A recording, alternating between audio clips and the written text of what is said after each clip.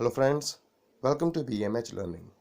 This video deals with synthesis-dependent strand annealing. Synthesis-dependent strand annealing, or SDSA, is a major mechanism of homology-directed repair of DNA double-strand breaks. It's a mechanism of error-free double-strand break. The process is initiated by creating 3' overhangs from the ends of the broken DNA duplex, shown in green.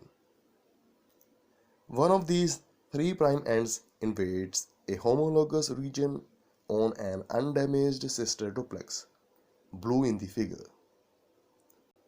This primes DNA synthesis and creates a D loop that acts as a template. If displaced, the newly synthesized DNA can anneal, closing the double-strand break. Newly synthesized DNA is colored red.